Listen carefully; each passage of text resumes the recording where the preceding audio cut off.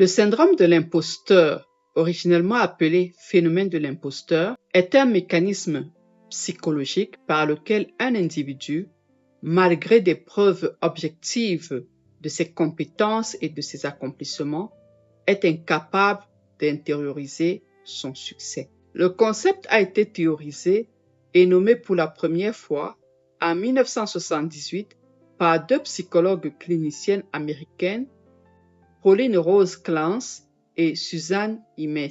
Le syndrome de l'imposteur affecte votre capacité à vous exprimer avec justesse, réduit votre potentiel à briller dans votre environnement professionnel et freine le développement de votre carrière.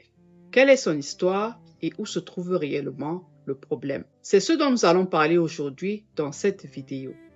Bonjour, je suis le Dr Nathalie Mbenda, psychiatre et consultante exécutive.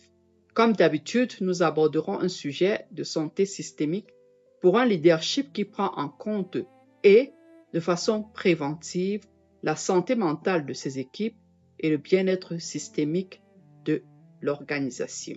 Le syndrome de l'imposteur se caractérise par trois éléments fondamentaux. 1. La sensation d'illégitimité, la conviction profonde de ne pas mériter sa place ou son statut. 2. L'attribution externe, la tendance à expliquer ses réussites par la chance, le hasard, le charme ou un travail acharné exceptionnel, plutôt que par son intelligence et ses capacités intrinsèques. 3. La peur d'être démasqué, l'angoisse constante et silencieuse que les autres, les collègues, la hiérarchie finissent par découvrir que l'on est en réalité une fraude ou un incompétent. Dans leur étude de 1978, les chercheuses Clance et Imes pensaient que ce phénomène touchait exclusivement les femmes brillantes.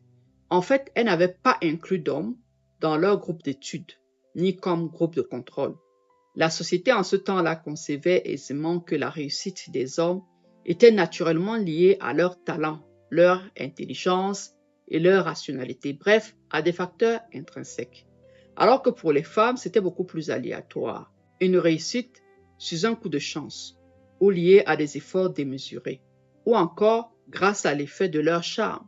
En somme, des éléments externes ou moins maîtrisables.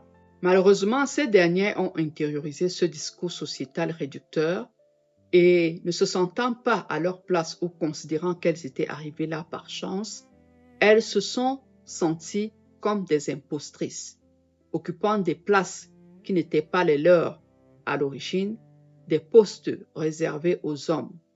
Les femmes qui intégraient ces hautes positions dominées par la gente masculine ont aussi été exposées aux microagressions, c'est-à-dire des propos ou conduites subtiles qui visaient à réduire l'importance de leur intervention ou de leur impact, ou à les effacer symboliquement. Étant plus en minorité et isolées, elles éprouvaient des difficultés à se sentir totalement partie intégrante du corpus professionnel, au même titre que leurs collaborateurs.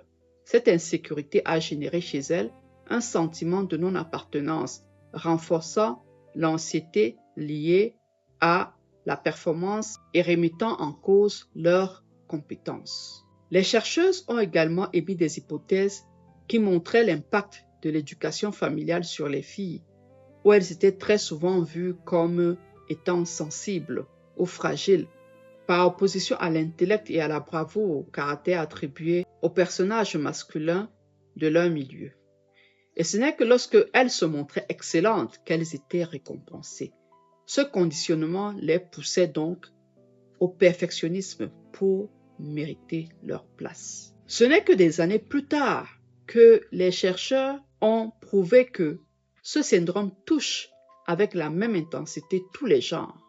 Il n'est donc pas limité au genre, mais plutôt lié aux dynamiques du système dans lequel l'individu évolue, c'est-à-dire l'influence de l'environnement et du système socio-professionnel sur la personne.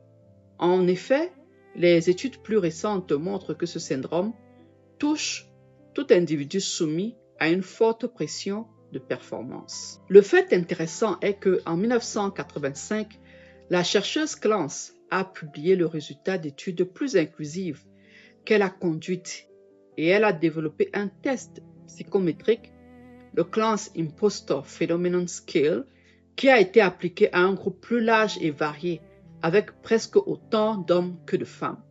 Et elle a ainsi montré que les hommes étaient aussi touchés que les femmes par ce sentiment d'imposture. Mais les femmes étaient plus ouvertes à verbaliser leur vulnérabilité que les hommes, qui devaient se montrer forts, tel que la société l'entend. Ainsi, au lieu de montrer leur imposture telle qu'elle, ils ont adopté des comportements compensatoires, de l'agressivité, du micromanagement de leur équipe ou une addiction au travail, c'est-à-dire un travail acharné pour masquer leur anxiété de performance, leur manque de confiance en leurs compétences, développant ainsi des actions opposées à leurs sentiments intérieurs. Nous nous arrêtons là pour aujourd'hui. Ce qu'il faut retenir jusque-là, c'est que, premièrement, le syndrome de l'imposteur est universel. Il ne touche pas que les femmes. Deuxièmement, que c'est une réaction que nous développons face aux pressions perçues, qu'elles soient implicites ou verbalisées venant de notre environnement socio-professionnel.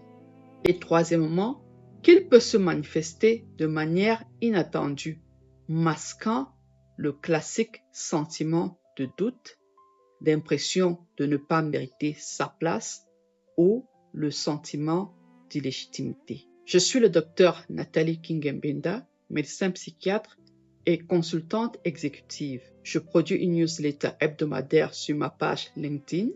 Si vous voulez me contacter pour un audit d'entreprise ou pour un coaching privé, mes coordonnées sont sur ma page. Je suis disponible en visioconférence à l'international ou en présentiel à Kigali. À très bientôt pour une nouvelle vidéo.